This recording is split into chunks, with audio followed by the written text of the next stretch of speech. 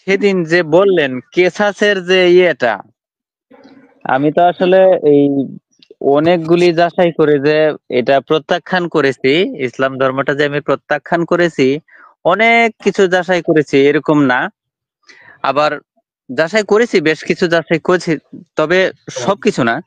এর মধ্যে কিসাসের যে ইয়েটা, এটা আমার কাছে খুবই চমৎকার লাগলো।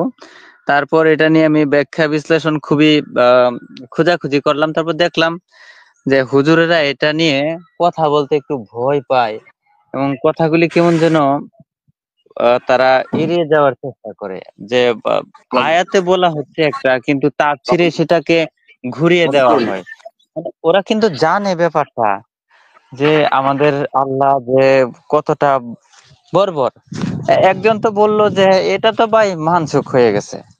এই যে আপনি বললেন না, সূরা বাকারার 178 নম্বর আয়াত, ভাই এটা তো মানসুখ আয়াত, এটা নিয়ে কথা বলি কি হবে? এটা তো এখন প্রযোজ্য না এবং প্রচলিত না। তারপর আমি বললাম, ভাই এটা আমার কোনো সমস্যা না, এটা বর্তমান প্রচলিত আছে কি নেই সেটা বড় ব্যাপার না ভাই। আপনার নবী কেন, আপনি কেন, আল্লাহর বাপও যদি কোনো থাকতো, তাও ভাই বর্তমানের যুগে এই বিধান আপনার আল্লাহর বাপেও চালু রাখতে পারতো না। ভাই এরকম অন্ধ সরকারই হোক না কেন, যেরকম অশিক্ষিত বর্বর একজন মুসলিমও যদি নেতা হয়, একজন মুসলিমেও যদি এই রাষ্ট্র চালায়, সেও তো ভাই এটা রাখবে না। সেও তো কিভাবে রাখবে? অন্য রাষ্ট্র তাকে প্রশ্ন করবে না যে আমি আপনার বাড়ির কামলা ছেড়ারে যাই মারলাম, আপনি এসে কি করলেন আমার আমার বাড়ির কামলা ছেড়া মারবেন? সেটা দল বল নিয়ে হোক, রাষ্ট্রিক ভাবে হোক, যেভাবেই হোক। ভাই এটা কি কোনো মুসলিম রাখবে? এটা এটা আল্লাহ বললেই হবে? হবে না তো। তো সে বললো এটা যেহেতু মানসুখ হয়ে গেছে, তাই এটা নিয়ে কথা বলা যাবে না। তারপর আমি এইটুকুই বলছিলাম। আর একটা বিষয় বলছিলাম যে মানসুখ হয়ে গেছে, ঠিক আছে মানলাম, কিন্তু যে হচ্ছে সারা জাহানের সৃষ্টিকর্তা, সর্বক্ষমতার মালিক, অতি পবিত্র, আপনারা না বলেন ফুলের মতো পবিত্র আপনাদের ইসলাম, তো সেই ইসলামে এবং সেই আল্লাহর বিধানে, সেই পবিত্র কোরআনে ভাই একটা মিনি সেকেন্ডের জন্যই কেন এটা দেওয়া হবে? এই আয়াতটা কেন দেওয়া হবে? মানসুখ হয়ে গেছে মানলাম, মানলাম এটা 1 সেকেন্ড পরেই মানসুখ হয়ে গেছে। কিন্তু আল্লাহর কি গিলু নাই যে এটা বানাইলো, এটা দিল? তারপর দেখতেছে এইটা ভাই, এই যে সিরাজি ভাই আমি একটা কথা বলি, এটা হচ্ছে, তারা দেখবেন মুসলিমদের একটা বিশেষ বৈশিষ্ট্য আছে, তারা তুলনা করে। যে তারা জানে তারা খারাপ, তারপর দেখে তাদের চেয়ে বেশি খারাপ কারা, সেইটার সাথে তুলনা করার চেষ্টা করে। তাদের চেয়ে বেশি খারাপ থাকা কোনো একটা পয়েন্ট, ধরলাম একজন আপনি আপনি চুরি করছেন, আপনি মদ খাইছেন, আপনি গাঁজা খাইছেন, আপনি এই মানুষ খুন করছেন, ইত্যাদি বিভিন্ন কাজ করছেন। হ্যাঁ, তখন আপনার যেই কাজটা বেশি খারাপ, এবং তাদের হচ্ছে যেই তাদের গুলো তো খারাপ, তাদের যেটা কম খারাপ সেটার সাথে কম্পেয়ার করবে। হ্যাঁ দেখছেন, আমরা অনেক মানবিক আছি। ধরেন তারা তাদের জীবনে এরকমও করলো, ধরে নিলাম যে একটা 6 মাসের বাচ্চাকে ধর্ষণ করার জন্য সেখান দিয়ে তাদের লিঙ্গটা ঢুকাতে পারছে না বলে ব্লেড দিয়ে কেটে, এটা আসলে আমি এখানে যদিও এক্সাম্পল হিসাবে টেনেছি, কিন্তু বাংলাদেশে এরকম ঘটনা হয়েছে, যাক সেটা অনেক আগে। তো ব্লেড দিয়ে কেটে সেই বাচ্চাকে ধর্ষণ করে তারপর গলা টিপে মেরে ল্যাট্রিনের ট্যাঙ্কিতে ডুবিয়ে দিয়েছে, কতটা জঘন্য! হ্যাঁ, এরকম জঘন্য কাজও যদি ইসলামে থাকে, তারা দেখবে যে খ্রিস্টান অথবা হিন্দু বা প্রচলিত ধর্মের মধ্যে আর কি খারাপ আছে, সেটার সাথে তাদের একটা কম খারাপটা নিয়ে কম্পেয়ার করবে। এইরকম কম্পেয়ার করতে গিয়ে যে জাহিলের যুগে যে ইয়ে ছিল, যে এইভাবে হত্যা করতো, এই তখন মোহাম্মদ বলছিল যে না, সে তো তোমার এই গোলাম হত্যা করছে। হ্যাঁ, তা গোলাম হত্যা করার বদলে তুমি এই স্বাধীন ব্যক্তিকে হত্যা করবা, এটা তো সমান হইল না। তখন মোহাম্মদ বলছিল যে না, গোলামের বদলে গোলামকে হত্যা করতে হবে। ভাই সে কিন্তু এটা বুঝতে পারে নাই যে আমি যে কে মারছে, কাকে মারছে। এই যে আমি বললাম যে একজন গোলামের বদলে গোলামকে হত্যা করতে হবে, এখন আমি যাই আপনার গোলামকে মারলাম, কিন্তু আমার গোলাম বেচারা জানেই না যে এরকম একটা ঘটনা ঘটছে কিনা আদৌ। সে তো ভাই পুরোপুরি নির্দোষ। আপনি এসে কি করবেন দলবল নিয়ে বা এক ব্যক্তিগতভাবে যেভাবে হোক তারা বলে যে এটা রাষ্ট্রিকভাবে করতে হবে, একা একা করা যায়। আমি ভাবলাম রাষ্ট্রিকভাবেই করা হবে, কিন্তু আপনি এসে কি করলেন, আমার গোলামকে মেরে দিলেন। মানে এই যে সিস্টেমটা, এটা যে হয়ে যাবে তখন কিন্তু জোরে সোরে মানে বলে সে আফসোস করছে, সেজন্য হয়তো মানসুখ করছে। তো এটা আমি বুঝাই দিছি, বুঝাই দিয়ে আমি করে চলে গেছে। এই হলো বিষয় আর কি, সিরাজি ভাই।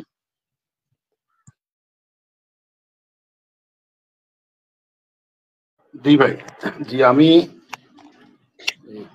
আপনি যে কথাটা বলছেন সেটার অর্থ হলো যে হয় সে বুঝে নাই বা সে বুঝে গেছে সব।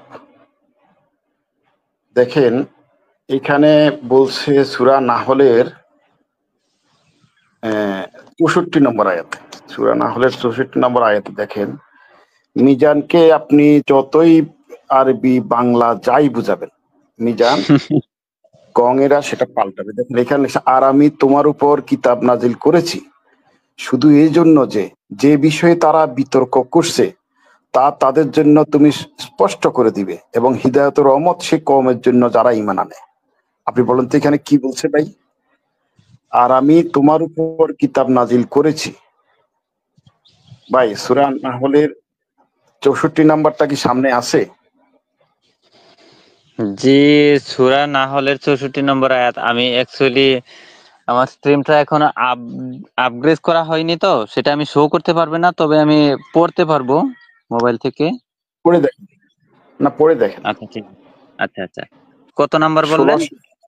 16, 16 64 সূরা দেখেন। নাহলের। হ্যাঁ, আচ্ছা, আর নাহালত তো সবাই মৌমাছি বলে, নাহালত তো মৌমাছি না, নাহালত তো হচ্ছে মাছি, নাহালত তো 64, মাছি। 64। হুম, ঠিক আছে, বেরোচ্ছে। তা, এখানে দেওয়া আছে, আর আমি তোমার উপর কিতাব নাজিল করেছি শুধু এজন্য যে যে বিষয়ে তারা বিতর্ক করেছে তা তাদের করেছে না, জন্য করছে, স্পষ্ট করে করছে। হ্যাঁ, করেছে না, করছে। করছে। এখনো মানে চলমান। কন্টিনিউয়াস। আচ্ছা, বুঝতে পারছি। এটা চলন্ত। আচ্ছা, করছে। তা তাদের জন্য তুমি স্পষ্ট করে দেবে এবং এটি হিদায়ত ও রহমত সেই কওমের জন্য যারা ঈমান আনে। ও, তার মানে আল্লাহর মাথাত গিলনই নিজস্ব কোনো বক্তৃতা দেওয়ার জন্য, যেখানে একটা বিষয়ে আলোচনা হচ্ছে সেখানে আল্লাহ কি ভুল ধরতে পারছে, মানে তার মতো করে আর কি, তার যে গিলো আছে সেইখানে সে মানে নাক গলাইছে, মানে তার নিজস্বতা কিছু নেই। না, এখানে আল্লাহ যাই বলছে আপনাকে স্পষ্ট করে দেওয়ার জন্য তাকে পাঠাইছে, স্পষ্ট করে দেওয়ার জন্য। তাহলে এই কিতাবখানা একেবারে পরিপক্ক, পরিষ্কার এবং কোনো জায়গায় কোনো ত্রুটি নাই। এটা তো অবশ্যই। এই কথাটা বুঝাইছে না এখানে, যে আমি তোমাকে হ্যাঁ, এটা পাঠাইছি, অবশ্যই। যারা বিতর্ক করে চলছে তাদের তুমি সন্দেহানটা দূর করবে স্পষ্ট বক্তব্যের মাধ্যমে। তাইলে স্পষ্ট বক্তব্য কি দিল? আজকে 5 জন একত্র হইলে 7 রকম বলছে। আবার বলছে এখানে কি, এখানে তো সেই কথাটা বলতে পারতো যেগুলি মুতাসাবিয়াত সেগুলি ভিন্ন, এই কথাটা বলতে পারতো না? এখানে মুতাসাবিয়াত কথাটা সব আসবে না, যে যেগুলি অস্পষ্ট সেগুলি এখানে স্পষ্ট করে দিতে বলছে না? এখানে তো সব স্পষ্ট করে দিতে বলছে। কোনো কিছু কি নাসেক মানসুক বা কোনো কিছু মানুষ জানবে না। যেমন আপনাকে যখন বলছে সূরা 178, 2 এর 178টা মানসুক হয়ে গেছে, তাহলে মানসুকের পরবর্তী আয়াতটা কোনটা? মানসুক হইলে তো 106, সূরা বাকারার 106 বলছে না যে যেটা আমি ভুলিয়ে দিই বা তোমার যেটা মানে খারাপ সেটাকে আমি আরো ভালো করে তোমার কাছে উপস্থাপন করি। তো 178-এর বিকল্প কোনটা? যদি হ্যাঁ, বিকল্প, বিকল্প তো থাকতে হবে, এটা ঠিক আছে। তারপর আমার এখানে আরেকটু এড করি, যে এই যে আল্লাহ যে বলল যে সে স্পষ্ট করে দিবে এবং আল্লাহ সর্বজ্ঞানী, বা স্পষ্ট করলে আমরা মানুষই যদি একটা বিচার বিবেচনা করে সিদ্ধান্ত নেই, অনেক সময় এই যে কিসাসের বিধান দিছে এর চেয়ে অনেক বেটার হবে। আমরা বর্তমান যারা মানুষ আছি, তো আল্লাহ যখন সর্বজ্ঞানী, আল্লাহ যখন সিদ্ধান্ত নিল, নিয়ে তারপর তার সিদ্ধান্তের জন্য সে আফসোস করলো কেন? আফসোস না করলে তো সেটা বুলিয়ে দিত না, ছাগল দিয়ে খাওয়াইতো না, বা আপনার এই এই রহিত করতো না। সে অবশ্যই তার এটার জন্য আফসোস করছে যে এটা আমি কি করলাম। একজন গোলাম মারলো, আর আরেকজনকে গিয়ে মারা হলো, সেও গোলাম। যে মারছে কে? মারছে অন্য লোক, মারা হচ্ছে কাকে? অন্য লোককে। যে মারছে তার সাথে সেই লোকের কোনো সম্পর্কই নাই। এটা তো ভাই আল্লাহ অনুতপ্ত হয়েছে। না, অনুতপ্ত কিসাসের হয়েছে বলেই তো। কিসাসের আয়াত যেটা ছাগলে খাইছে এটা তো এটা না, সেটা না আরো না, তা আমি ভয়ঙ্কর। ছাগলে খাওয়ার কথা বললাম আর কি, যে এরকম অনেক কিছুই আছে, সে বুলিয়ে দেয়, মনে থাকে না, তারপর খুঁজে পাওয়া যায় না, এরকম অনেক কিছুই আছে। যে আল্লাহ যেটা দিবে স্পষ্টকরণ করার জন্য, সেটা তারপর আবার রহিত করবে বা বিভিন্ন ভাবে হারিয়ে যাবে, এরকম কেন হবে? স্পষ্ট।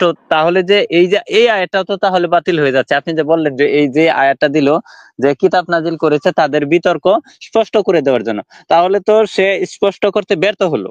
তার এই আয়াতটাও তো এই ননসেন্স হয়ে যাচ্ছে। না, সেটা তো অবশ্যই। আপনি দেখেন, উনি 63 বছর বয়সে মারা গেছে হিসাব অনুযায়ী। এখন 63 বছরে মারা গেছে তো একটা অপঘাতে, অর্থাৎ উনার বিষক্রিয়া। উনি যদি আরো 10 বছর বাঁচত তাহলে তো কোরআনের আরো নাজিল হতো না। তাইলে হ্যাঁ, লাউফে আরো অনেক মাহফুজে কিছু বদলাইতো। যে কোরআনটা আছে সেটা তো পরিপূর্ণ পৃথিবীতে আসে নাই, হিসাবে তো আসে নাই। আল্লাহ তো এই সময় তাকে মরার কথা বলে নাই। তৃতীয় কথা হলো যে এই যে যদি এই যে জিব্রাইল যদি কোনো কিছু তাকে দিয়া থাকে, সে যখন ওমরকে কাগজ কলম নিতে বলছিল বা তাকে জানাইতে বলছিল, তখন যে আয়াতটা করে নাই, তারা তো সরাসরি আল্লাহর মানে বন্ধুর কথাটাকে অস্বীকার করলো। বন্ধু বললো যে এই ওমর তুমি কাগজ কলম লো, আমি কিছু ইশারাতে দেখাইছে যে আমি কিছু লিখে যাব, আমি মুখে বলতে পারছি না।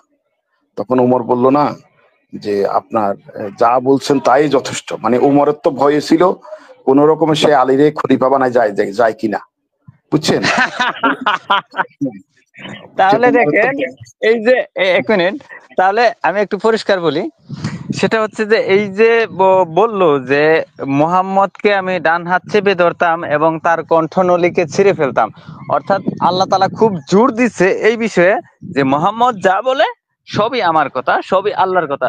তাহলে এই যে মরার সময় যে বলছিল যে ইশারা দিয়ে যে এটা বলবে, সেটা তো তাইলে আল্লাহর কথা ছিল। আর আল্লাহ কিরকম ব্যর্থ একজন ব্যক্তির কাছে সে পরাজিত হয়ে গেল। সেই ব্যক্তিটা কে ছিল যে মোহাম্মদকে থামিয়ে দিছিল? না, সেটা তো আছে অনেক কথাই। উনার তো ব্যর্থতা অনেক জায়গায় আছে। অনেক কিছুই উঠে আসে। আপনার 52 না 53 বললাম না, ওনারে বিয়ে করতে না করছে 627 সালে। 1929 সাল থেকে আবার ওই যে সাপিয়া সহ কয়েকজনের করলো না, 6 জন না 7 জনের করছে না। তো আল্লাহ তোর কণ্ঠনালী কি আটকাই দিছে বা তারে কি মারি ফেলাইছে? আর উনি তো মরছে কণ্ঠলানি এ, এ, আক্রান্ত হয়ে, মুখের কথা বন্ধ হয়ে, জবান বন্ধ হয়ে গেছিল না, যে বিষ জি জি, খাইছে কি তার কারণে। চাইতে কষ্ট পৃথিবীর কারো হয়নি, এরকম সাক্ষী দিয়েছিল ফাতেমা রাদিয়াল্লাহু তাআলা আনহু। হ্যাঁ, যে আরো তার তিনি জীবনে যতগুলি মৃত্যু দেখেছে, বিভিন্ন কাতরাতে কাতরাতে, কারণ তারা তো জন্মই হয়েছে এই যুদ্ধ বিগ্রহের মাধ্যমে। তার বাপেও যুদ্ধ করতো, তার বাপ চাচা যারা ছিল সবাই যুদ্ধ করতো, এমনকি হয়তো সেও যুদ্ধ করতো। না না, অনেক রকম এরকম মরাই দেখেছে। এরকম যুদ্ধ কোনোদিন ছিল না। এরকম যুদ্ধ ওর হ্যাঁ, মতো যাইয়া পুরো একটা বংশকে ধ্বংস করার, গোত্রে গোত্রে দ্বন্দ্ব থাকতো, ওরা দ্বন্দ্ব মিটাইতো এবং সেই দ্বন্দ্বটাকে একটা মানে শীতল পর্যায়ে করার জন্য ওই যে নিষিদ্ধ 4 মাস, নিষিদ্ধ 4 মাস কিন্তু আরবদের একটা ইয়ে ছিল, ট্রেডিশন ছিল। তারা মানে চলতো যে সারা বছর যাই করি, এই মেলার 4 মাস আমরা কেউ কারোর সাথে ঝামেলা করব না, আমরা মানি চলবো। এবং সেখানে গিলাপ ধরি যে যারা দাঁড়াবে তাদেরকে কেউ মারবে না, এবং সেই এরিয়ার মধ্যে কোনো যুদ্ধ বিগ্রহ হবে না, এটা তারা মানত।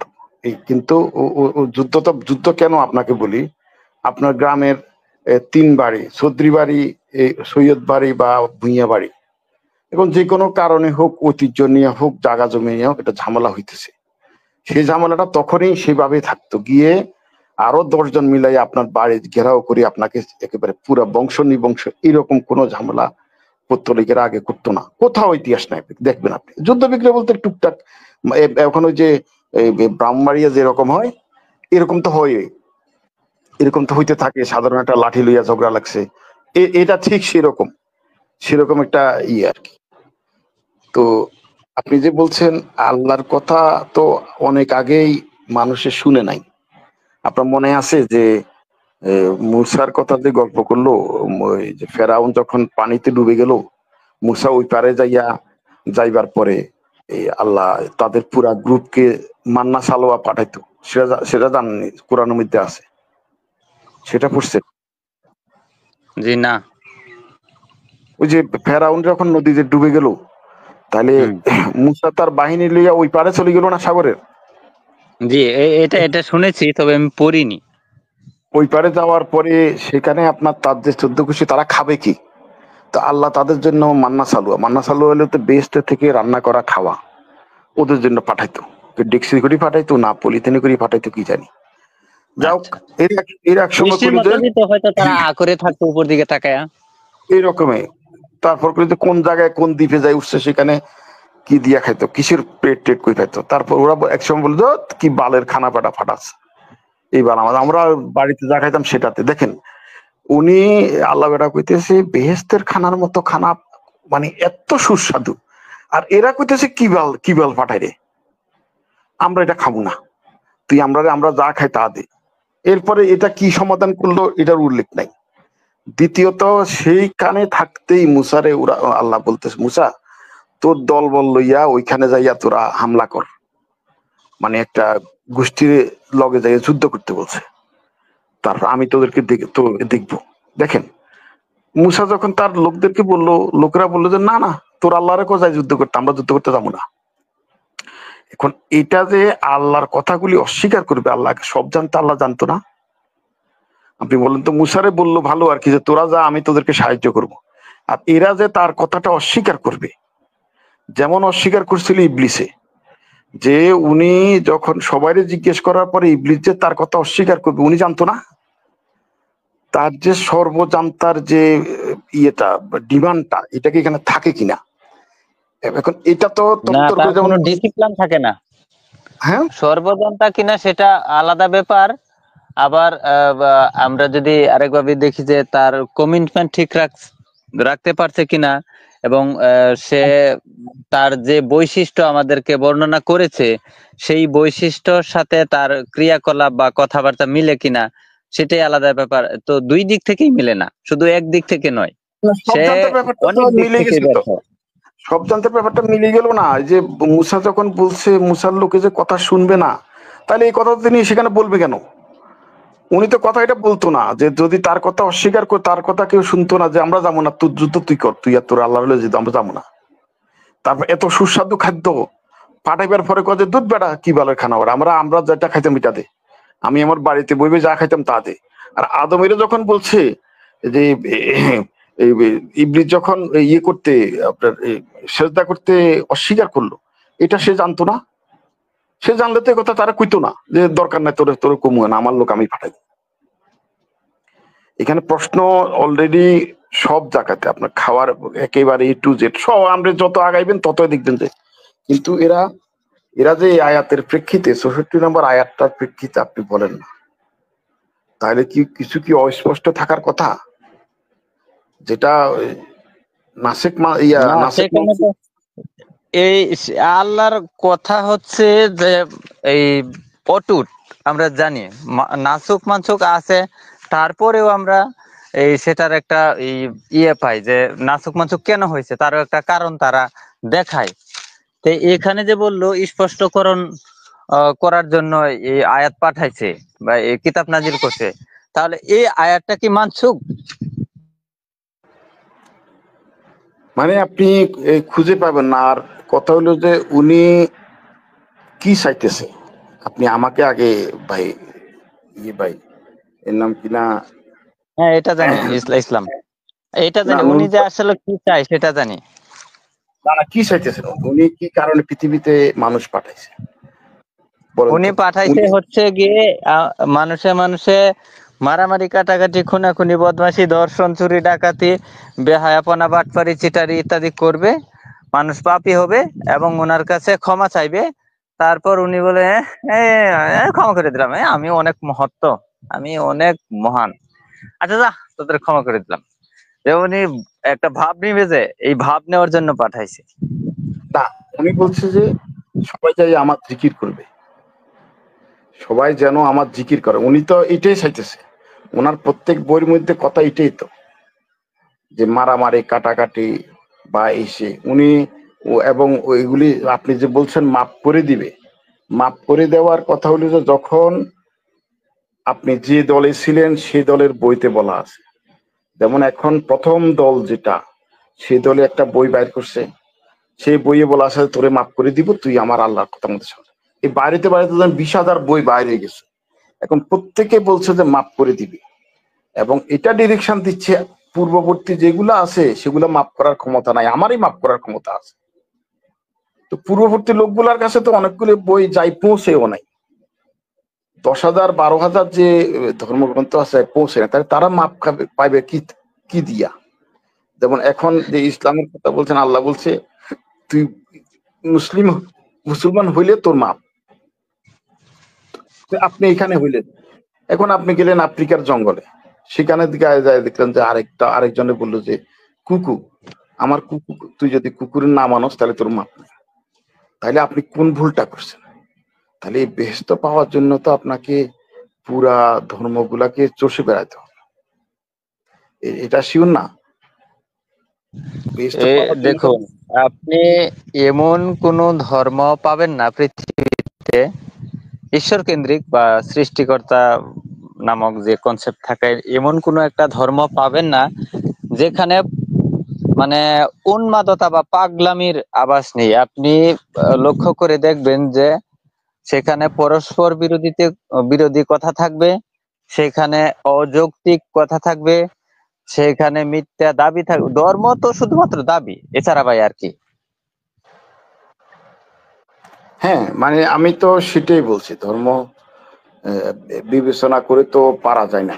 যেমন আমাদের শেখ মুজিব যখন 72-এ যে সংবিধানটা হয়েছিল, সে সংবিধানে বলছে 54-এর মতো আইন ঢুকাবে না, বুঝছেন? এই যে বিশেষ ক্ষমতার যে আইন, এই আইন উনি কালো আইন কিছুতেই ঢুকাবে না। ঠিক 73-এ এসে উনি এই আইনটা ঢুকিয়ে ফেলছে বিরোধী দলকে দমন করার জন্য। কারণ এই আইনগুলির ব্রিটিশরা যখন বানায়, তারা কিন্তু অনেক বিবেচনা করে আইন প্রণয়ন করছিল। তাহলে কি আইন এবং এবং আইন এবং যে কোনো কিছু সময়ের আবর্তে এটাকে পাল্টাইতে হয়, এটা আপনাকে মানতে হবে। কিন্তু এই সেই বইটাকে কোনো সংবিধান কোনোদিন নিজেদেরকে ঘোষণা দেয় না, এটাই আমাদের শেষ এডিশন, এই কথা বলতে পারে না, অ্যামেন্ডমেন্টটা হবে না, এই কথা বলতে পারে না। কিন্তু এই বইগুলা ডিক্লার দেয় যে আমরা এইটা এবং ফার্স্ট টু লাস্ট জীবনের এখান থেকে সেখানে আপনি 57টা মুসলিম রাষ্ট্র, একটা মুসলিম রাষ্ট্রে ইসলামের আইন অনুযায়ী কোনো রাষ্ট্র চলে না। এই যে সৌদি এটা আরব, যে সৌদি আরব তো যুবরাজ অনেকটাই ইয়ে করে দিছে, তো তাকে যে কোনো প্রশ্ন করতে পারে না? মুসলিমরা, বাঙালি মুসলিমরা তো বেশি মুসলিম, আরবিয়ান মুসলিমরা তো বেশি মুসলিম হচ্ছে বাঙালিরা, তার বাঙালিরা যে যুবরাজকে প্রশ্ন করে না? না, প্রশ্ন তো করতে পারবে না, কিন্তু সালমান আসার আগেও কি ইসলামিক মানে ভাবধারার মধ্যে ওরা চলতে পারতো বলেন তো? না, না, সালমান না। আসার আগে আপনি এবার আপনি আসেন তাদের কিতাবের মধ্যে, কোরআনের মধ্যে 5টা আইন দেখান, এজজুয়ের 5টা আইন দেখান, যে এই আইনের মানে আইনটা কি আইন ডিক্লার, মানে যে কোনো আইনের একটা শিরোনাম থাকে, এটা সুনির্দিষ্ট ইয়ে আইন, প্রতিকার আইন, বা এটা মুসলিম পারিবারিক আইন, বা এটা ফৌজদারি আইন, একটা শিরোনাম। আপনি এই বইয়ের মধ্যে একটা আইনের শিরোনাম এবং আইনটা কবে প্রণয়ন হয়েছে, এটাকে কত নাম্বার আইন বলে, তারপরে এই আইনের প্রসিডিউর কি, মানে পদ্ধতিটা কি, এই আইন কি সিভিল প্রসিডিউর হইব না ক্রিমিনাল প্রসিডিউর হবে, তারপরে এই আইন কি এই মানে নির্বাহী আদেশে স্থগিত করা যাবে কিনা, এই আইনের অ্যাপিল আছে কিনা, রিভিশন আছে কিনা, বুঝছেন, কোন সময় যায় স্থগিত হবে, বা এর আইনের সর্বোচ্চ শাস্তি কি, বা এটা সর্বনিম্ন শাস্তি কি, সাক্ষী কিভাবে আসবে, এগুলো হলো আইনের প্রসিডিউর। আপনি কোরআন থেকে একটা দেখাইতে পারবেন যে আপনি কোরআনে যে সমস্ত তেনাবাজি আছে, মানে এই কথা মানে আমি উদাহরণ সাপেক্ষে বোঝাচ্ছি যে আপনি যদি একজন চোরকে দেখেন, সে যে চুরি করে, তার চুরি করা অবস্থা সে একজন মুসলিম, সে এটার পক্ষেও কোরআন থেকে বা হাদিস থেকে, ইসলাম থেকে তার পক্ষে কিছু একটা দেখাতে পারবে, বা যে দর্শন করে সেও তার পক্ষে কিছু একটা দেখাতে পারবে, যে একেবারে সাধু একদম ভালো মানুষ হয়ে থাকতে চায়, সেও তার পক্ষে ইসলাম থেকে কিছু একটা দেখাতে পারবে। ভাই এটা তো একটা জগা খিচুড়ি, এখানে আপনি আইন কোত্থেকে খুঁজে পাবেন?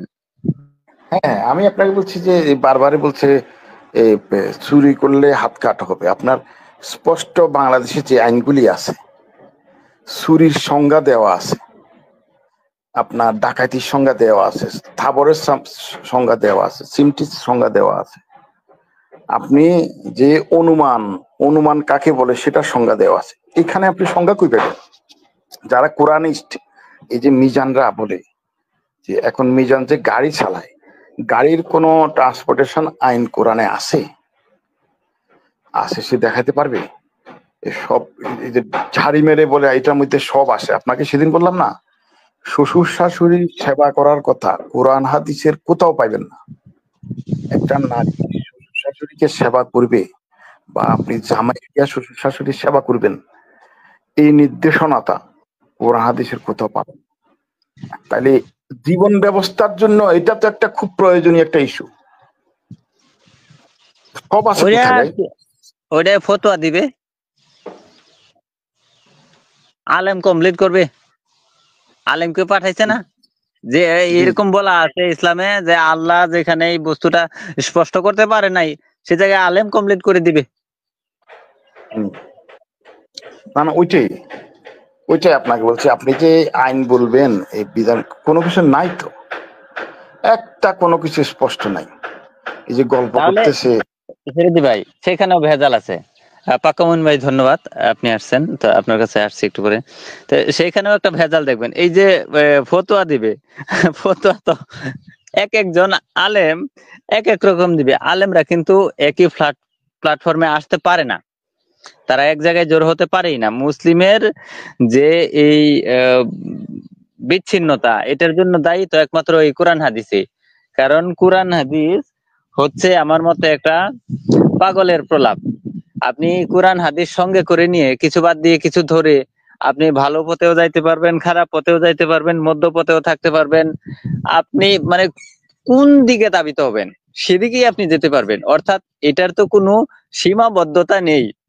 আর যদি সবকটাই মানেন, আপনি যদি বলেন আমি সবকটাই মানি, তাহলে তো আপনাকে স্বীকার করতে হবে যে আমার মানসিক সমস্যা আছে, বা আমি আর কিছু বুঝিই না, খালি শুধু এটা জানি যে আল্লাহর বাণী আমি মানি, এই এই এরকম করতে হবে। আর যদি আপনি বুঝে মানার চেষ্টা করেন, তাহলে দেখবেন যে না, এখানে বুঝে মানার চেষ্টা নেই, সবকটা মানতে পারবেন না, বাদ দিয়ে মানতে হবে। এই ব্যাপারটাই হচ্ছে এরকম। জি আচ্ছা, পাক্কা মুমিন ভাই কিছু বলবে? আচ্ছা বলুন, আনমিউট করে। হ্যাঁ, ধন্যবাদ আমায় যুক্ত করার জন্য। আচ্ছা সিরাজি ভাই, আপনার কাছে আমার একটা প্রশ্ন, সেটা হলো এখন এইচএসসি এক্সাম চলতেছে, এটা তো আপনি জানেন। হ্যাঁ, তো এসএসসি এক্সাম চলতেছে, আমি এসএসসি জি জি হ্যাঁ এসএসসি এক্সাম চলতেছে, তো আমি মাদ্রাসা বোর্ডে যারা আমাদের জুনিয়র, তাদেরকে সাপোর্ট করার জন্য, বা বলতে পারেন কপি বা নকল যেটাই হোক, তো দেওয়ার জন্য আমি হলের পাশে ছিলাম। তো ওইখানে আমি তাদেরকে সাহায্য করার জন্য কপি পাঠাইছিলাম। তো এক্ষেত্রে ইসলাম কি বলে, আমি যে তাদের মাদ্রাসার শিক্ষার্থী এদেরকে যে আপনি নকল পাঠাইলাম, এখন ইসলাম কি বলে আমার, মানে এই বিষয়ে কি কোনো পাপ টাপ হবে? ইসলামের দৃষ্টিকোণ থেকে একটু যদি ফতোয়া দিতেন সিরাজি ভাই। তো আপনি চুরি করলেন ভাই, চুরির বিচার কি এটা ইসলাম থেকে আপনি দেখবেন। আর দ্বিতীয়ত আপনি ইসলামকে সাহায্য করলেন, এবং ইসলামকে সাহায্য করার জন্য কি পুরস্কার সেটা আপনি দেখবেন ভাই। এই জগা খিচুড়িতে আপনি কি সমাধান পাবেন? সিরাজি ভাই, আপনি যদি একটু বলতেন ইসলাম কি বলে, আমি ইসলামের ছাত্র ছাত্রীদেরকে কি সাপোর্ট করতে পারবো? এর আগে আপনি একটু বলেন, সে লোকে তো আপনি দেওয়ার আগেও সে নিজেও কিছু নকল নিছে না? হ্যাঁ হ্যাঁ, সেটা তো অবশ্যই নিশ্চয়।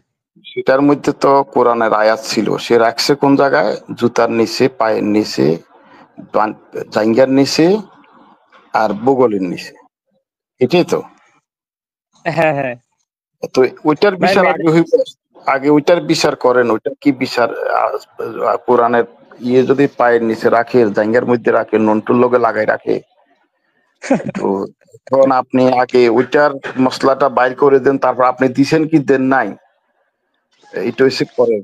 কারণ সিরাজি ভাই, হ্যাঁ, এইটার মশলাটা আমি শুনছিলাম, একটা পুলিশকে দেখছিলাম যে কাবা ঘরের মধ্যে তার বাই ঠ্যাং কাবা ঘরে পায়ের পাতাটা লাগিয়ে সে হেলান দিয়ে দাঁড়িয়ে আছে।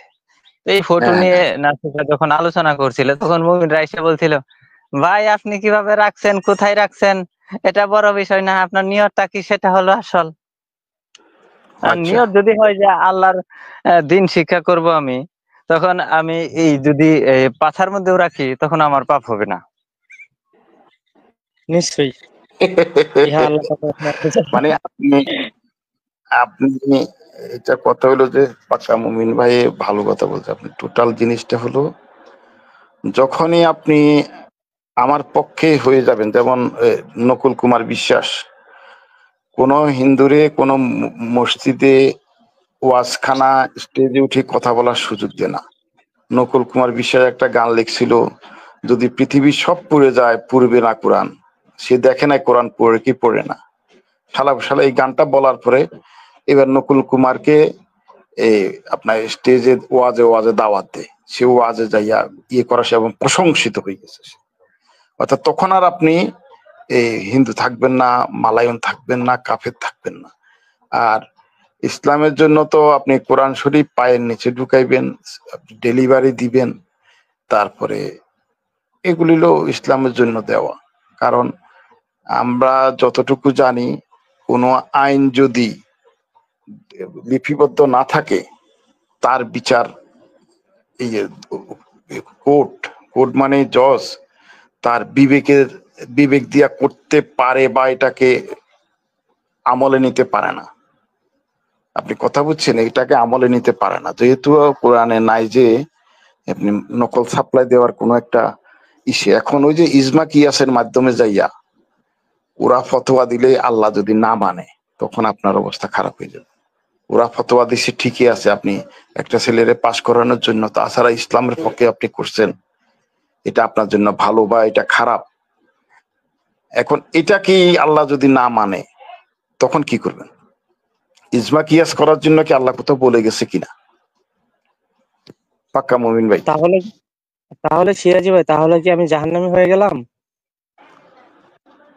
এটা হলে তো আরো কঠিন প্রশ্ন।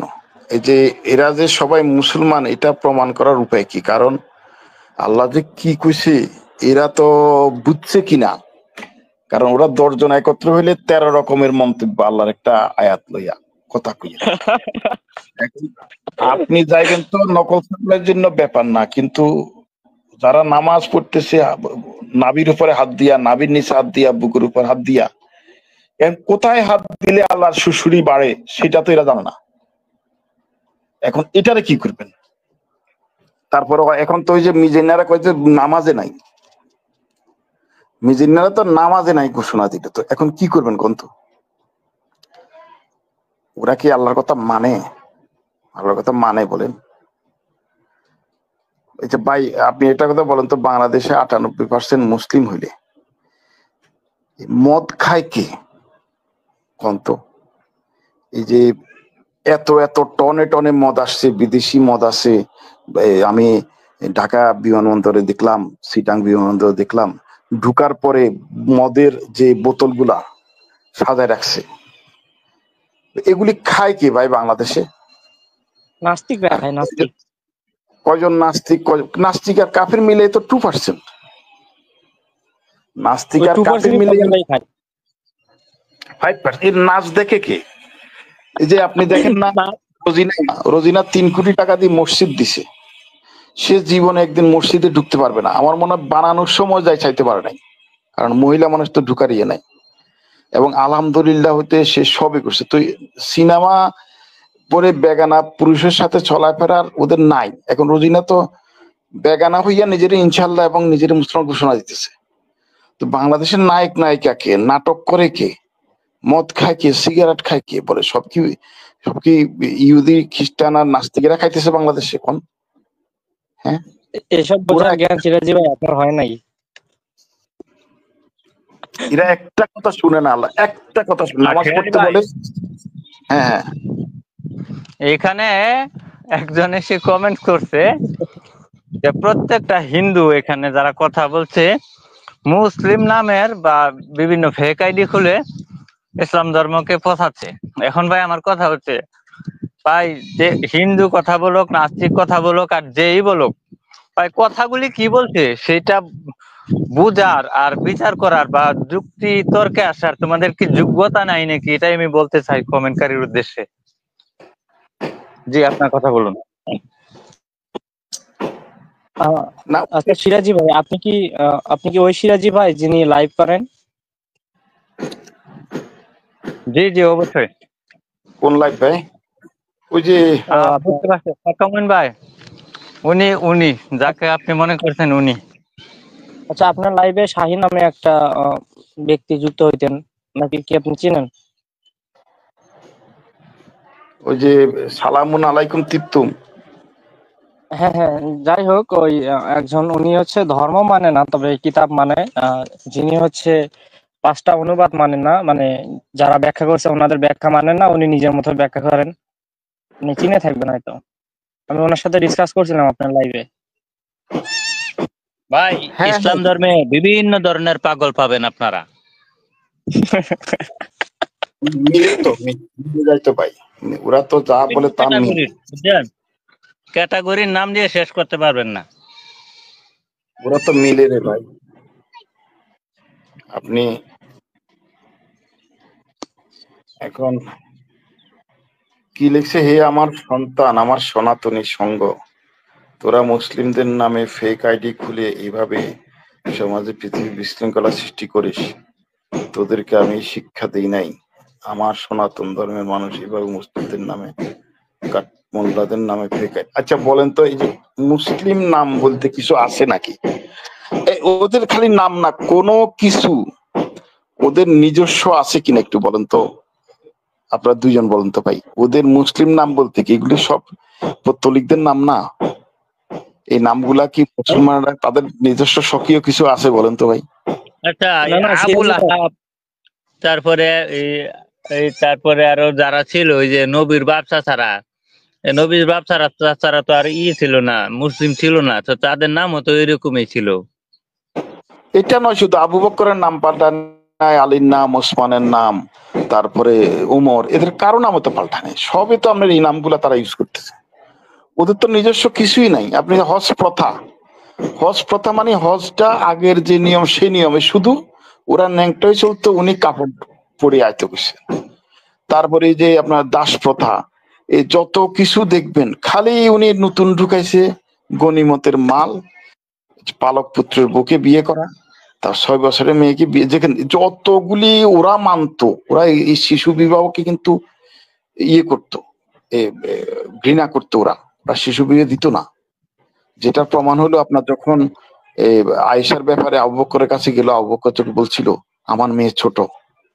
তারপর আবার ফাতেমা যখন 14 বছর, ফাতেমার জন্য নবীর কাছে গেছিল ওরা বিয়ে করতে, আবু বকর উমরেরা, আমার মেয়ে ছোট। মানে হুম 14 বছরের মেয়েও ছোট, 6 বছরের মেয়েও ছোট, বড় 6 বছরের মেয়ে বড় কাছে।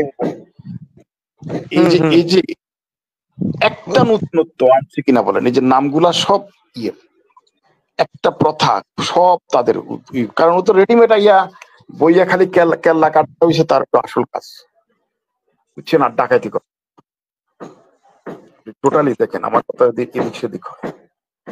ভাই ডাকাত সিরাজি ভাই, আমার মনে হয় যে ডাকাতিটা বললে একটু তাকে বেশি প্রাধান্য দেওয়া হয়। চুরিটা যদি বলা যায় তাহলে একটা ছেঁচড়া ছেঁচড়া ভাব থাকে।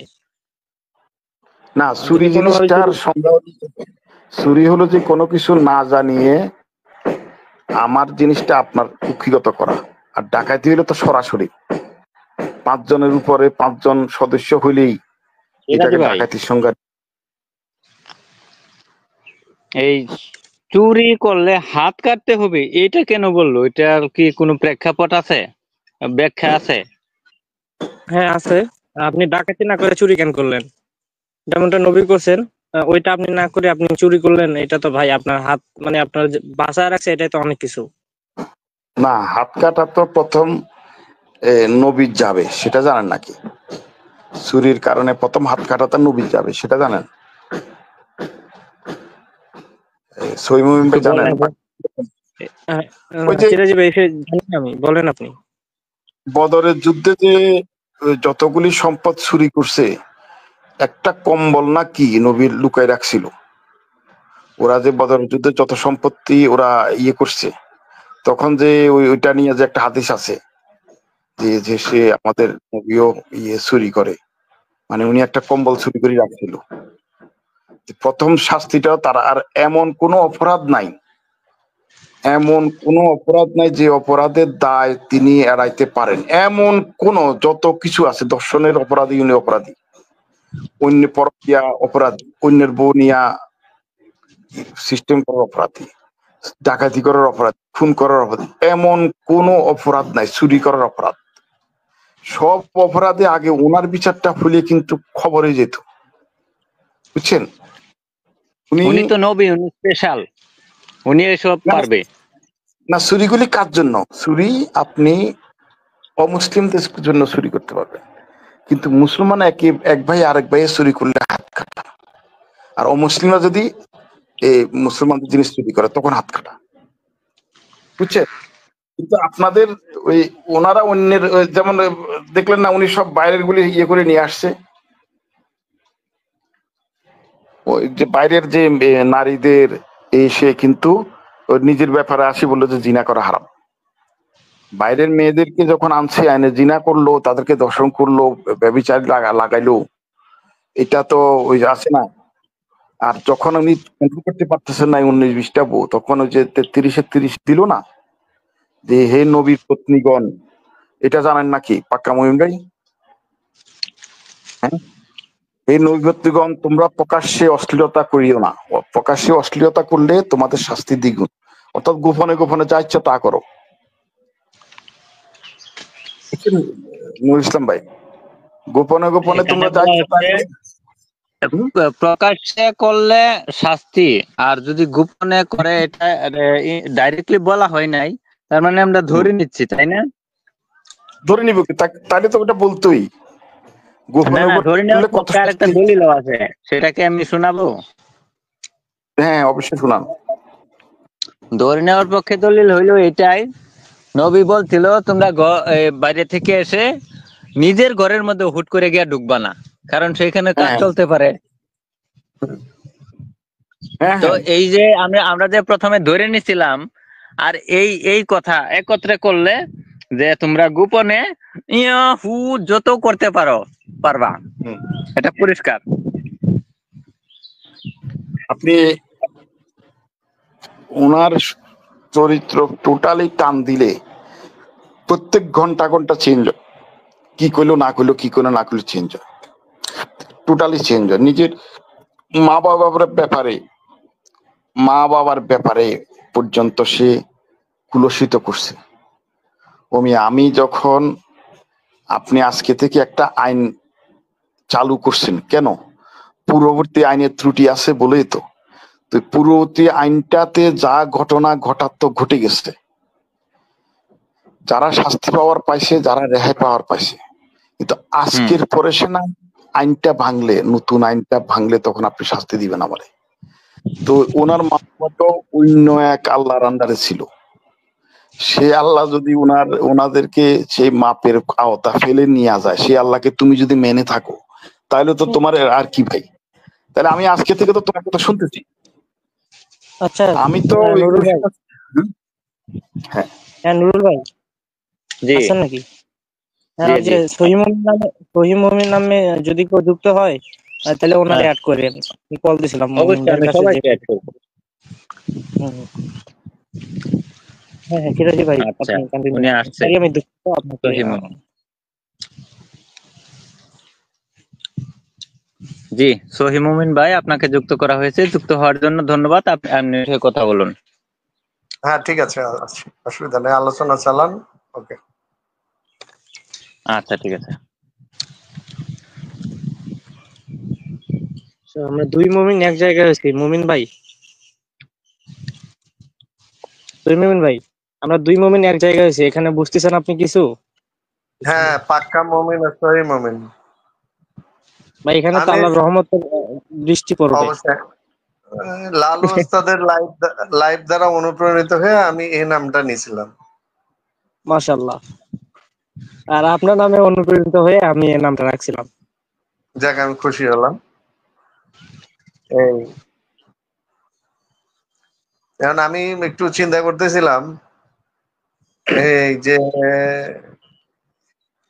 এই যে একটা ভুট্টো পরিবার হচ্ছে নিয়ে চিন্তা করতেছিলাম। ভুট্টো পরিবারটা মূলত হচ্ছে শিয়া পরিবার, এটা জানেন আপনারা? না, আমি এই বিষয়ে জানি না। মানে একাত্তরে একাত্তরে বাংলাদেশে গণহত্যার জন্য পাকিস্তানের যারা দায়ী তারা কিন্তু মেজরিটি শিয়া। সেটা ইয়াহিয়া খান কিংবা জুলফিকার আলী ভুট্টো। পাকিস্তানের শিয়াদের সংখ্যা প্রায় 12-14%, কিন্তু ওরা ক্ষমতার শীর্ষে, সবসময় ক্ষমতাটা নিয়ন্ত্রণ করে অনেকদিন ধরে পাকিস্তানের। এবং বাংলাদেশের গণহত্যার জন্য এই শিয়া পরিবারটা দায়ী।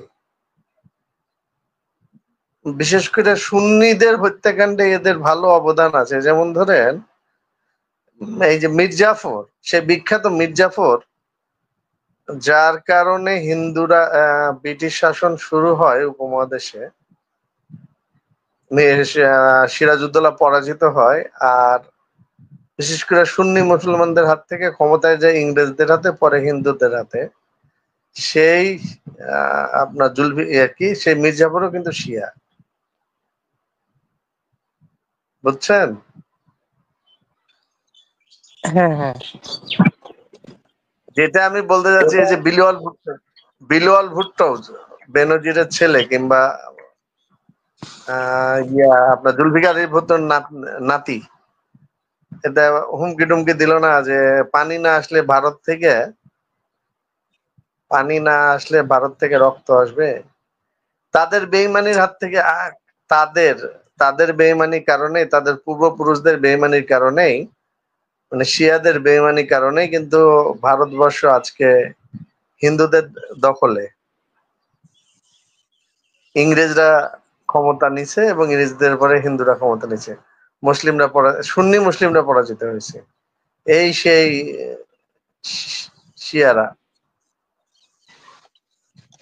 হ্যাঁ, আমি শুনলাম নাকি ভারত নাকি পাকিস্তানের পানি বন্ধ করে দিছে, এটা কতটুকু না, সত্যি নাকি? আহ, এখানে একটা ব্যাপার আছে। ওই হাইড্রোলিক সিস্টেম, মানে হাইড্রোলিক সিস্টেমে পানি রিজার্ভ করে রাখা যায়। মানে আপনি যদি এখানে পানি বিদ্যুৎ প্রকল্পগুলা এরকম, আপনি কিছু সময়ের জন্য পানি রিজার্ভ করে রাখতে পারেন।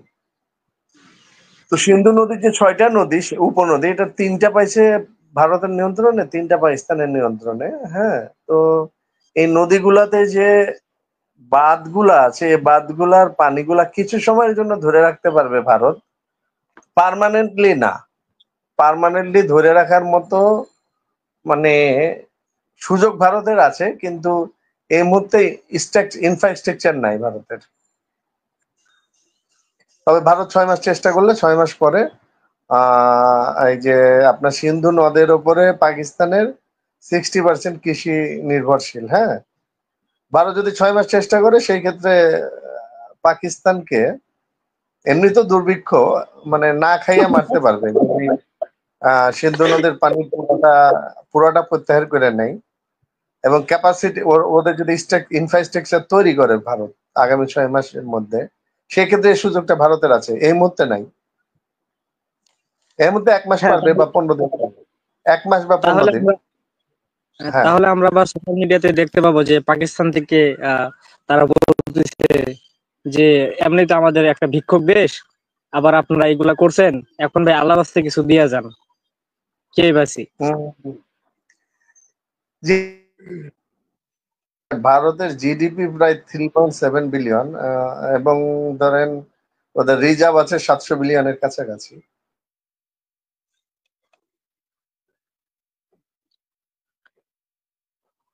আচ্ছা মুমিন ভাই, বৃক্ষ আনা আহ, আ- আল্লাহ আজকে না। সিন্ধু নদের যে 6টা উপনদী, 6টা উপনদী ভারতের উপর দিয়া পাকিস্তানে গেছে, বুঝছেন? ভারত এখানে সুবিধাজনক আছে, পানি প্রত্যাহার করতে পারে। কিন্তু পানি বিদ্যুৎ প্রকল্পগুলোতে কিছু সময়ের জন্য আহ আপনার পানি ধরে রাখা যায়, সব সময়ের জন্য না। আর সিন্ধু নদের উপরে ভারতের ইলেকট্রিসিটি, সরি, পাকিস্তানের বিদ্যুৎ প্রকল্পের মানে একটা বিরাট অংশ এই সিন্ধু নদের পানি প্রবাহের উপর নির্ভরশীল। তো ভারত যদি চায় তাহলে তাদের বিদ্যুৎ উৎপাদন এবং খাদ্য নিরাপত্তা ধ্বংস করে ফেলতে পারে, সম্ভব ভারতের দ্বারা। হ্যাঁ, সত্তর ভাই বলেন, ওয়েট করছেন। হ্যাঁ, কি বলবো আসলে, মুমিনদের কথা তো বলে শেষ হওয়া যায়নি। আমি একটা ওয়াজে শুনছিলাম, এক লোক বলতেছে যে আমরা যে সিরিয়ালগুলি দেখি ভারতের টিভি, এই সিরিয়ালগুলি যদি দেখা বাদ দেই তাহলে ভারত ভাত না খেয়েই মারা যাবে। ভাই মুমিনদের কথা আর কি বলবেন? না, এখন দেখেন, মানে একবার বোধহয় বিল ক্লিনটন নাই আসলো না, একসাথে বাংলাদেশ ভারত পাকিস্তান সফর করলো না, তখন পাকিস্তানকে জিজ্ঞেস করছিল তোমরা আমাদের কাছে কি চাও। পাকিস্তান বলছিল যে আমাদেরকে অস্ত্র দিতে হবে যুদ্ধ করার জন্য। ভারতেরকে বলছিল কি চাও, বন্ধু প্রতিম দেশ হিসাবে ভারত বলছিল যে আমাদেরকে দিতে হবে, আমাদের বিশ্ববিদ্যালয় গুলাকে তোমাদের এমআইটি কেআইটি মানের বিশ্ববিদ্যালয় বানাই দাও, আমাদের আইটি ইনস্টিটিউট গুলাকে আমাদের আপগ্রেড করো তোমরা। শিক্ষা চাইছিল ভারত, শিক্ষা চাইছিল, পাকিস্তান অস্ত্র চাইছিল। তো আমরা তো এখন তাই দেখছি বিশ্বে, কর্পোরেট জগতে 4 জনের মধ্যে একজন বস হচ্ছে ভারতের।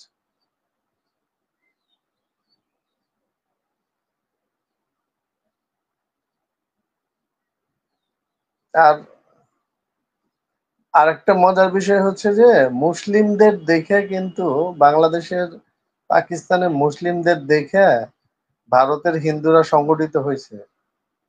ভারতের হিন্দুরা কিন্তু সংগঠিত ছিল না। এই গাজওয়াতুল হিন্দের বারবার হুমকিতে আর আক্রমণাত্মক জিহাদের মানে দ্বারা অনুপ্রাণিত হয়ে কিন্তু এ বিজেপির দাঁড়ান উত্থান। এক মিনিট, হুম। সিরাজি ভাই জানতে চাইছে উনি স্টেজে আছে কিনা। হ্যাঁ উনি আছে, কিন্তু ওনার একটু প্রবলেম হয়েছে। আপনি আহ আবার যুক্ত হন, ডিসকানেক্ট হয়ে আবার যুক্ত হন। জি, কথা বলেন হ্যাঁ, আপনারা।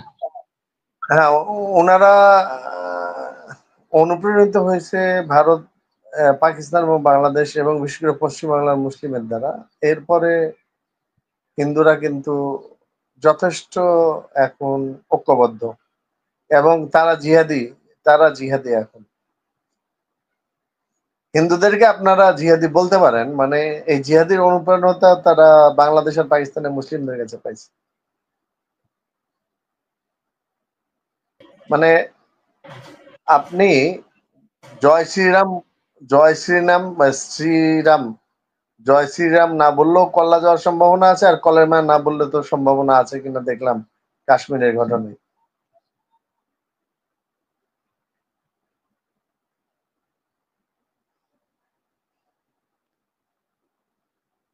আচ্ছা, কাশ্মীর সম্পর্কে কার পরিষ্কার ধারণা আছে? কাশ্মীর যে ঘটনাটা হয়েছে তা আসলে কি, একটু যদি যেই পর্যন্ত জানেন এই পর্যন্ত বলবেন।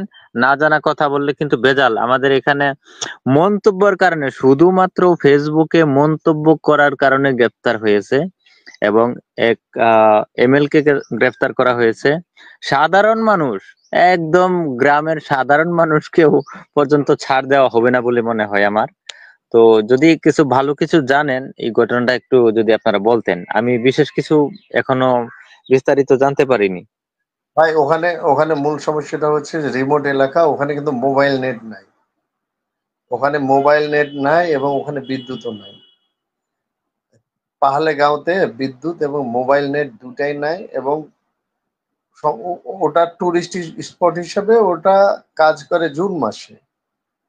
কাশ্মীরি জনগণ কাশ্মীরি জনগণ এইবার কিন্তু আপনার এপ্রিলের 20 তারিখ থেকে পাহাড়গাঁও খুলে দিছে আর কি, এদের জন্য পাহাড়গাঁও খুলে দিছে টুরিস্টদের জন্য এবং সেনাবাহিনী অনুমতি ছাড়া।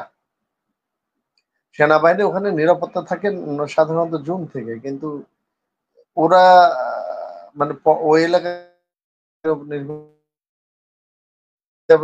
চিন্তা করে ওরা একটু আর্লি ওই জায়গাটা খুলে দিছে আর কি, ওপেন করে দিছে এপ্রিলের 20 তারিখ থেকে। বুঝতে পারছেন? জি জি, মানে এখান থেকে আসলে আপনার কথায় আমি একটা জিনিস মূলভাবে বুঝতে পারছি, যে আমরা হয়তো এখন পর্যন্ত এর বিস্তারিত তথ্যগুলি হয়তো পেতে পারিনি, এরকম হতে পারে। না না না, মানে এখানে মজাটা হচ্ছে যে আপনার বারবার যে প্রশ্নগুলা করা হচ্ছে, হ্যাঁ, যে ওখানে সেনাবাহিনী কেন ছিল না, ওইটা একটা রিমোট এলাকা, সমুদ্রপৃষ্ঠ থেকে অনেক উঁচু একটা জায়গা। তো ওইখানে পুরা কাশ্মীরের আয়তন বোধহয় কত, আয়তনটা 1 লাখ সামথিং বোধহয় ভারত অংশে। হ্যাঁ, তো এতটুক জায়গাতে পুরা জায়গায় এভাবে নিশ্চিত নিরাপত্তা বেষ্টনী করা আসলে ভারত সরকারের সম্ভব না। ওখানে রিমোট এলাকা, একটা পিকনিক স্পট, সন্ধ্যার পর ওখানে জনমানব থাকে না। হ্যাঁ, তারপরে ওখানে এই জন্য ওখানে কোনো মোবাইল নেটওয়ার্ক সেই জায়গায় কোম্পানিগুলো দেয় যে জায়গাগুলোতে ঘনবসতি বেশি, কমার্শিয়ালি জি, তারা ইম্পর্টেন্ট। কাস্টমার বেশি পাবে যেখানে। হ্যাঁ, তো ও হয়তো একটা জায়গায় মোবাইল নেটওয়ার্কও কোম্পানিগুলো দেয় না, কমার্শিয়ালি লাভ করতে না বলে, এই জন্য মোবাইল নেটও নাই। যে ঘটনা ঘটার পরে কেন সেনাবাহিনী যায় নাই, কেন হেলিকপ্টার উদ্ধার করতে গেল না, আচ্ছা, এখানে ঘটনাটা একটা আপনি প্রশ্ন হয়তো, হ্যাঁ বলেন। এখানে একটা প্রশ্ন হয় যে মোবাইল, যে টেলিকম সেক্টর যারা আছে তারা এখানে দেয় না, মোবাইল অপারেটররা, ঠিক আছে মানলাম। কিন্তু আমাদের ভারতবর্ষে একটা অপারেটর আছে যেটা নাকি সরকারি, বিএসএনএল, তারা তো দিতে পারতো। হ্যাঁ, তারা দিতে পারতো, কিন্তু এমন একটা রিজন ওখানে ভাই, আপনি আমারে বলেন তো, যে এমন একটা রিজন যে রিজনে লোকজন নাই, রিমোট মরুভূমির মতো এলাকা, লোকজন ওখানে বাস করে না। আর ওই এলাকায় তো ঘর বাড়িও নাই। আপনি ওই এলাকায় ভিডিওতে কোনো ঘর বাড়ি দেখছেন? ওটা একটা টুরিস্ট স্পট এবং ওই স্পটটা অ্যাক্টিভ হয় মানে জুন থেকে বোধহয় সেপ্টেম্বর অক্টোবর, এই কত, June July August September October, 5-6 মাস অ্যাক্টিভ থাকে। তা বছরে বাকি মানে 6 মাস ওই এলাকাটা অ্যাক্টিভও এখানে থাকে। লোকজন বেড়াতে যায়, ঘোরাফেরা করতে যায় আর কি, অল্প কিছু উপভোগ সময়ের জন্য। করতে যায় এবং জায়গাটা।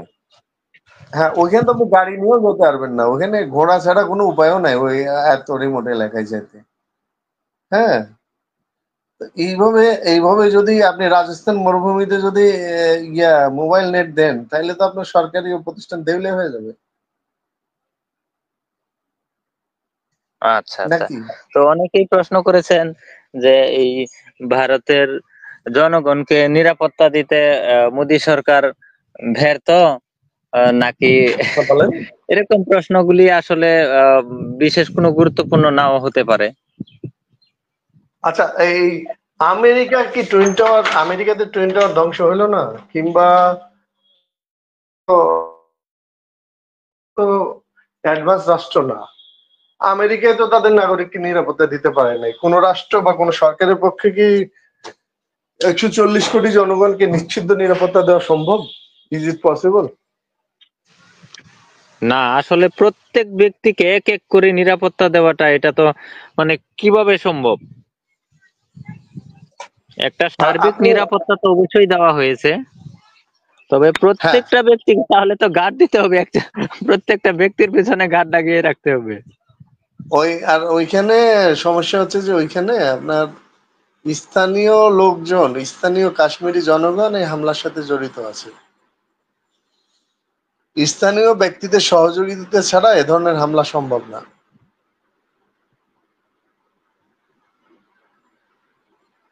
এখন দেখেন ভাই, মুসলিমরা বলতেছে যে এই এই বিপদে পড়া লোকগুলিকে মুসলিমরাই আশ্রয় দিছে। এইটা কি বলবো, কিসের সাথে না কি মিলাই, মানে এইটা বললে তারা ইসলাম ধর্মকে বাঁচাতে চাইছে, যেখানে না না কোরআনের না, আদেশ নির্দেশ। শোনেন, ব্রেক মারেন, আমি বলে দিই। এদের আচ্ছা। তিনটা দল আছে। এক দল হামলা করবে, এক দল জিহাদে অংশগ্রহণ করবে, আর এক দল আছে তারা এই হামলার দায় প্রতিপক্ষের ওপর চাপাবে। আর আরেক দল আছে যারা জাকির নাইকের মতো আরেক দল, যারা বলবে ইসলাম শান্তির ধর্ম, ইসলামের সাথে এই ধরনের ঘটনার সম্পর্ক নেই। বুঝা গেছে? হুম হুম হুম, সবসময় তিনটা এবার দল, বুঝতে পারছি। সবসময় তিন দল।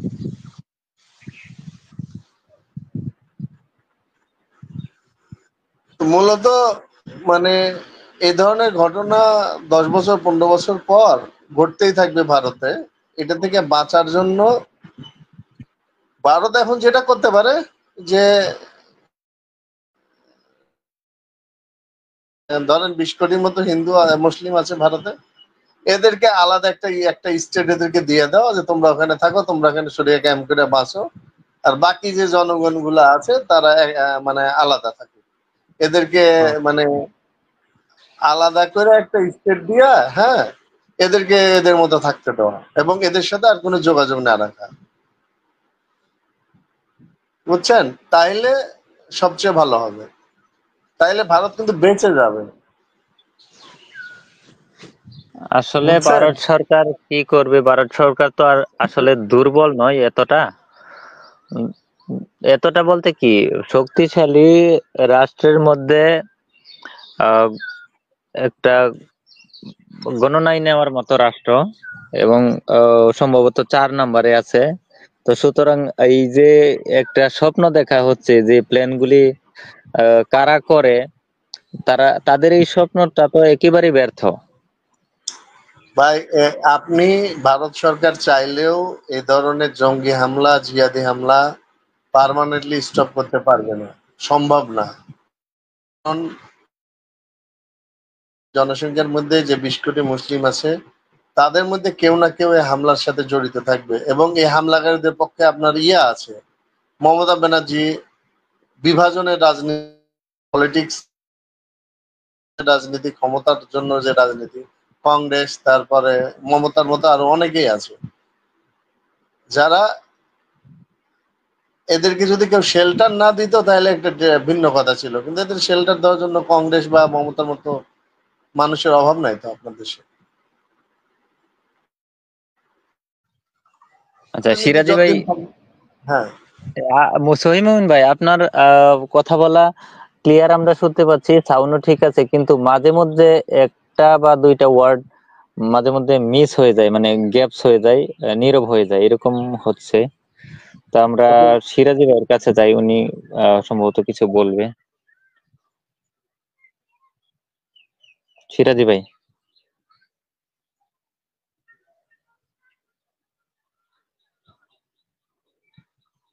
আচ্ছা, সম্ভবত উনি ব্যস্ত আছে। জি, সহিমুন ভাই, আপনি কি ওয়াইফাই থেকে নাকি মোবাইল নেটওয়ার্ক থেকে? আমি ওয়াইফাই ছিলাম, কিন্তু ওই যে ডিস্টার্ব করে দেখে মোবাইল নেটে আসছি। ও আচ্ছা, ঠিক আছে। আহ, আমরা আসলে মুমিন পাই না তো। মুমিনরা দেখি নিজের মতো করে লাইভ করে। আহ, সেখানে আপনারা কি কখনো কথা বলেছেন? কারণ মিসবিহেভ করে, এজন্য যাওয়া হয় না। মিসবিহেভ করে খুব। হুম হুম হুম। আমি বলছিলাম, একটা দাবি করেছিলাম যে মানসিক প্রতিবন্ধী অথবা ভণ্ড না হলে মুসলিম হওয়া যায় না। তখন এক মুমিন বলল, ভাই এটা তো আপনি লোডেড কোয়েশ্চন করেছেন, দেখুন তাদের চিন্তাধারা এবং জ্ঞানের যে কাঠামো, তাদের ব্রেনটা কিভাবে কাজ করে ও তাদের বুদ্ধিমত্তা কিরকম।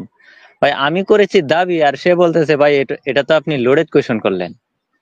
না, লোডেড কোশ্চেন হচ্ছে যে আপনার বাবা কি আগের মতো এখনো চুরি করে, এটা লোডেড কোশ্চেন। হ্যাঁ, না এটা তো আমি কোয়েশ্চনই করিনি। মূলত আমার কথা হচ্ছে this is not a question. তো এখন আপনি যখন বলবেন আমার এটা হচ্ছে দাবি, ক্লেম, তা দাবির মধ্যে যদি আপনি বলেন যে ভাই আপনি লোডেড কোয়েশ্চেন করেছেন, তাহলে বোঝা যাচ্ছে মানুষটার মানসিকতা কিরকম। আমি যেটা দাবি করেছি যে মানসিক প্রতিবন্ধী অথবা ভণ্ড না হলে মুসলিম হওয়া যায় না, সে তো এক কথায় তার প্রমাণ দিয়ে দিচ্ছে। হ্যাঁ, তারপর আমি সেখানে আলোচনাই করিনি। জি সহিমুন ভাই। হ্যাঁ, তো একটা জিনিস হচ্ছে যে জিহাদিদের বিরুদ্ধে ভারতীয় হিন্দুদের প্রস্তুতি খুব কম, এবং এরা এরা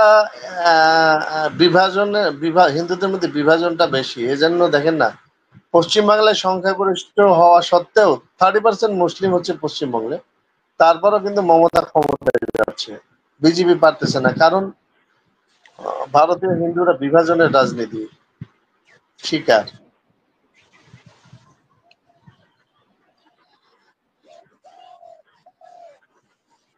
জি জি এবং এরকমই ব্যাপারটা। এবং এই জাতীয় জঙ্গি হামলা ভারতে হতেই থাকবে, ঠেকানোর কোনো সুযোগ নাই কিছুদিন পর পর।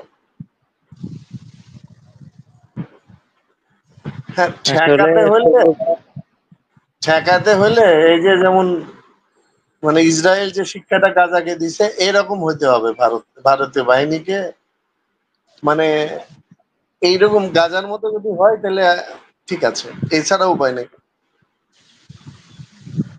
আহ এখানে আমি একটা কথা বলি।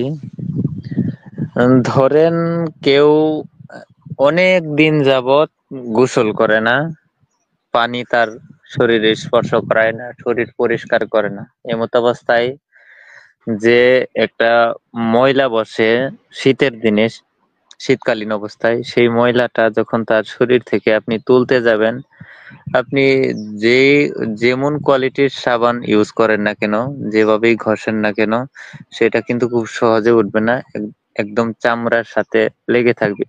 সেই জন্য কি আমরা এই লোকের মাংস সহ বা চামড়া সহ মানে ছিলে ফেলে দিতে পারবো? উম নিজেদের আগে তো নিজেদের বাঁচা লাগবে নাকি? এখন যদি এরকম করা হয় তাহলে তো দেখা যাচ্ছে যে এই মানে কে বা কারা এরকম করছে, এর জন্য ঢালাও ভাবে যদি আপনি না, এই এইটা ভুল বললেন। যেমন এইবার আমরা কাশ্মীরে যেটা দেখলাম, যে মুজাহিদিন যার যার বাড়িতে আছে তাদের বাড়ি হয়তো ভেঙে ফেলা হচ্ছে। এটা তো মানে ইসরায়েলের ইসরায়েল থেরাপি দিচ্ছে এখন ভারত কাশ্মীরে। এখন তো অনেকগুলা বাড়ি ঘরই তো দেখলাম ভেঙে চুরমার করে দিছে। হুম হুম হুম। এই যে এখন কলমা পড়ে বা প্যান্ট খুলে চেক করে মানুষ হত্যা করার যুগ শেষ। সভ্য বিশ্ব এই এগুলোকে যুগে ভালো তো এই যুগ শেষ বলছেন, ঠিক আছে, কিন্তু এই এ করা তো হলো। করা হলো, এগুলো সভ্য দুনিয়ার কাছে গ্রহণযোগ্য না। আপনি যদি 1400 বছর আগে বাস করেন তাহলে ঠিক আছে, এখন তো আমরা অনেক সামনে চলে আসছি না। কিন্তু আপনি আমি সামনে আসলে কি হবে? কোরআন হাদিস এবং বিশেষ কিছু মুসলিম ওয়াজিরা তো আমাদেরকে পিছনে টেনে নিয়ে যাওয়ার চেষ্টা করছে। লাভ হবে না, ইউরোপিয়ান সমাজ 100 বছর আগে আমাদের থেকেও খারাপ ছিল, ওরা বদলাইছে না। কিন্তু ইন্টারনেট ভারত ইন্টারনেট ভারতের মুসলিম অথবা বাংলাদেশের মুসলিম আহ, বদলানোর কতগুলি সিমটম আছে, নেই যে এটা আমি বলছি না। যেমন তারা অনেক কিছুই আহ, দ্বিধাবোধ করে, তারা বাতিল করে, তারপরেও তারা এই পিছুটান একটা আছেই। সেই সম্পর্কে না, আপনি কি এখানে বলেন? এখানে একটা ব্যাপার আছে যে সাদা চামড়ারা চাই না আমরা ধর্ম ছেড়ে সভ্য হই। আমরা ধর্ম ছেড়ে সভ্য হলে তো ওরা আমাদেরকে ডমিনেট করতে পারবে না, আমাদেরকে পায়ের নিচে রাখতে পারবে না, বা আমাদেরকে কন্ট্রোল করতে পারবে না, কিংবা সস্তা শ্রম পাবে না। সবাই যদি সভ্য হয়ে যায় তাহলে ওরা শাসন করবে কাকে? তাদের রুজি বন্ধ হবে। হ্যাঁ, তারা সস্তা শ্রম তো পাবে না। তো ঠিক আছে ভাই, আরেকদিন কথা বলবো। হ্যাঁ, কথা ভালো লাগলো, আরেকদিন কথা বলবো। আচ্ছা, ঠিক আছে।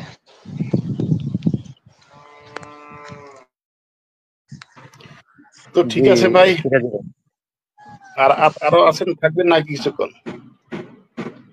জি, লোকজন থাকলে তো থাকাই যায়। আমার অ্যাকচুয়ালি ফ্রি সময় ছিল, তা আমি মমিন বিশেষ শঙ্কর, করে মমিন শঙ্কর। মুমিনদের আশায় ছিলাম, এবং আপনারাও এসেছেন, অনেক ভালো হয়েছে।